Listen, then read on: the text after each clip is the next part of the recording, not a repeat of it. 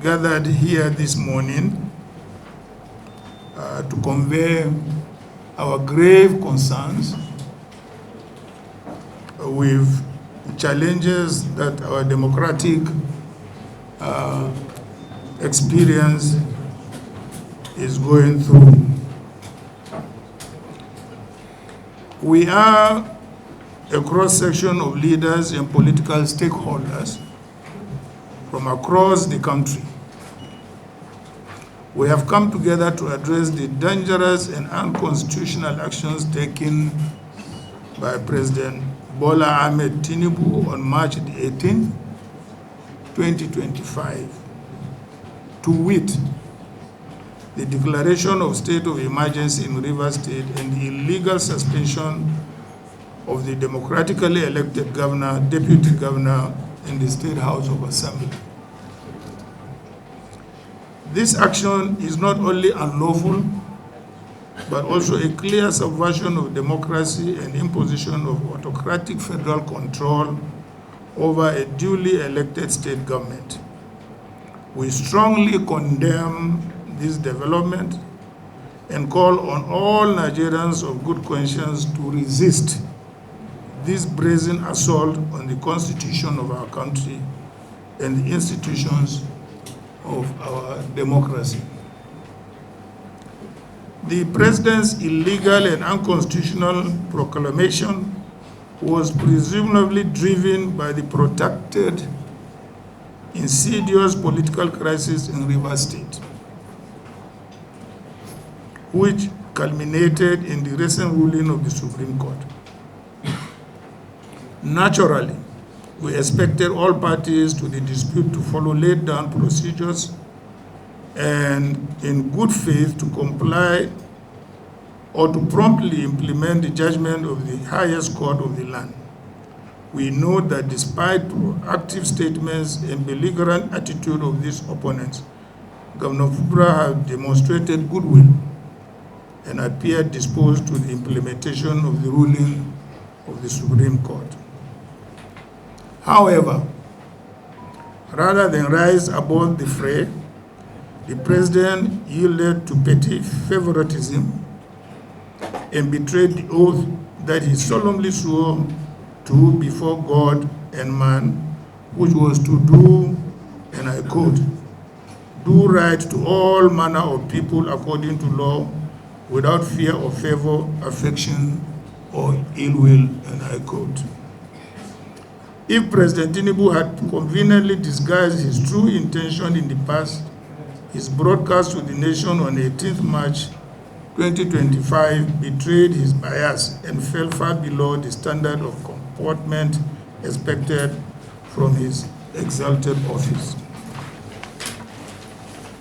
Now, let's go to the various constitutional violations.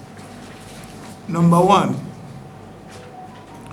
illegal removal of a governor and state assembly. Without any doubt, the Nigerian Constitution does not empower the President to remove an elected governor, deputy governor, or state assembly under any circumstances.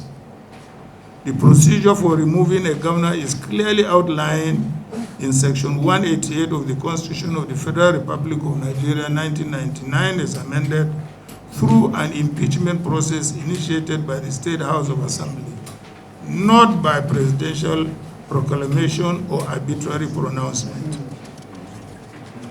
Number two, misuse of Section 305 of State of Emergency.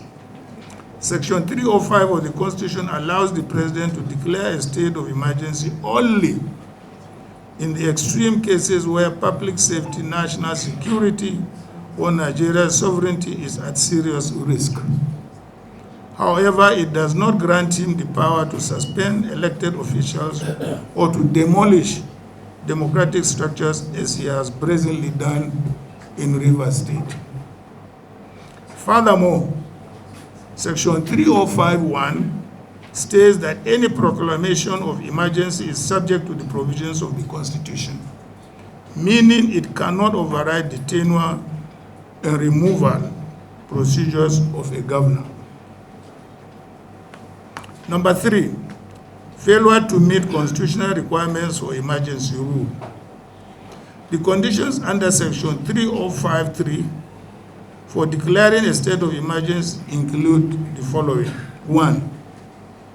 War or external aggression.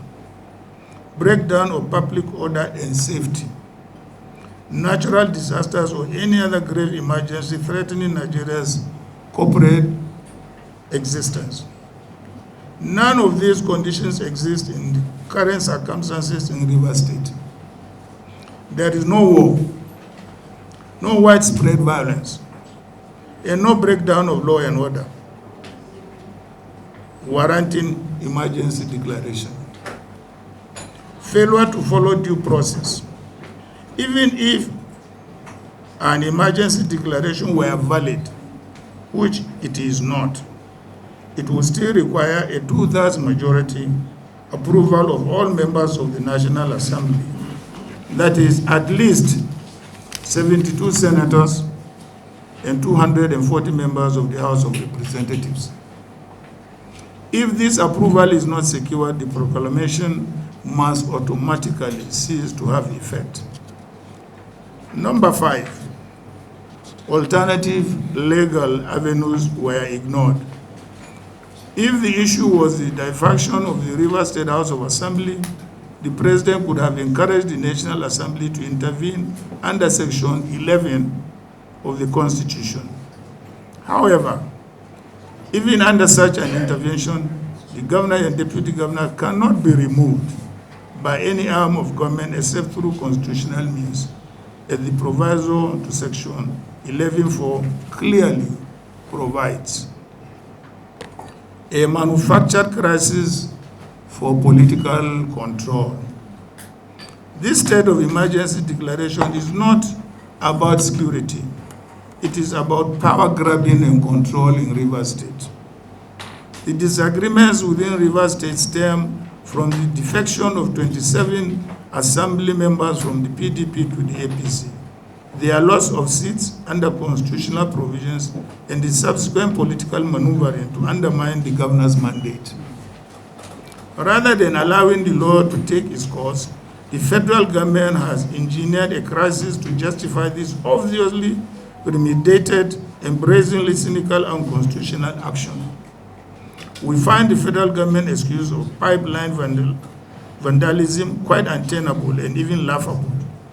The security of national infrastructure falls squarely under the responsibilities of federal security agencies and privately contracted security firms. If this issue had to do with breach of security in whatever form, the question that should naturally be asked: who controls the police, the military, and the DSS, the governor or the president? Now, ladies and gentlemen, our demand and call to action. Number 1, immediate reversal. We call on President Bola Ahmed Tinubu to immediately revoke this unconstitutional proclamation and reinstate the elected governor, deputy governor, and state assembly of Rivers State. 2, National Assembly reduction. We call on patriotic senators and representatives to vote against this illegal action when it comes before them for approval. The National Assembly must stand on the right side of history and not allow itself to be used to legitimize an unconstitutional power grab.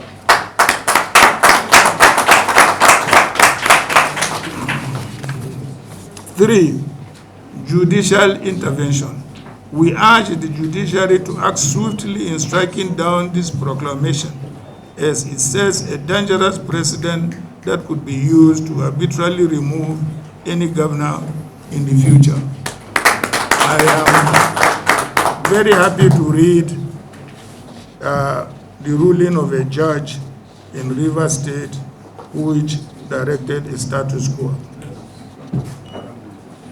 Number 4, Nigerians must defend democracy. It's not only the responsibility of the opposition to defend democracy. It's the responsibility of all Nigerians, all of you, to defend democracy. Otherwise, there won't be a Nigeria. We call on all civil society organizations, political groups, and Nigerians of good conscience to stand firm in the defense of this democracy that we all have toiled to build. Rivers State is not a conquered territory, and Nigeria is not a dictatorship requiring the replacement of an elected governor with a military administrator. We recall that even when a previous administration had declared a state of administration in parts of the country bedeviled by insurgency and acts of terrorism, the governors of the concerned states were not removed from office, as this administration has done.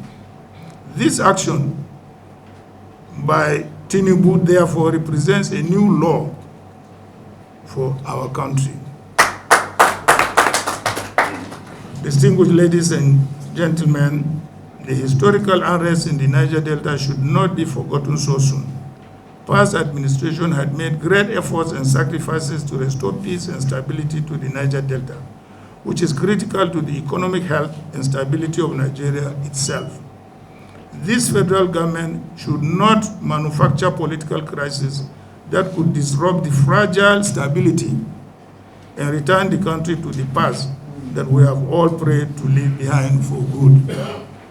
We must never allow personal political interests and the desire to hold on to power at all costs to throw the country into unavoidable chaos through brazen subversion of the principles of federalism, democracy, and constitutional governance. This is not just about Rivers State.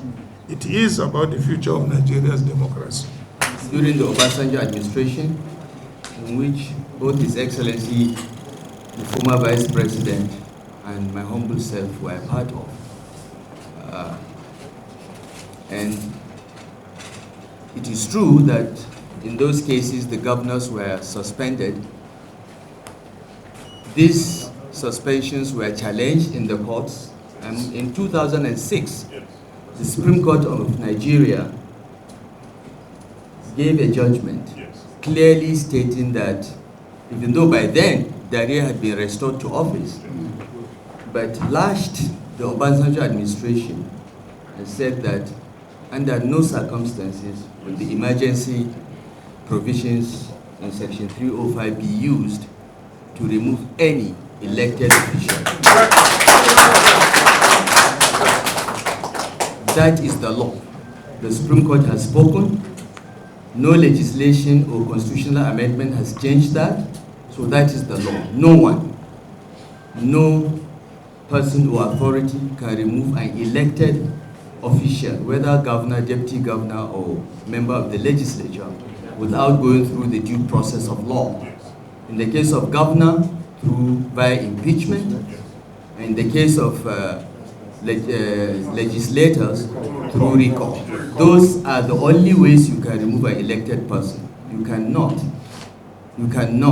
tamper with the mandate of the people under Section 305 of the Constitution. The Supreme Court has spoken, and it's very, very clear. What President Tinubu has done is violently unconstitutional and unlawful.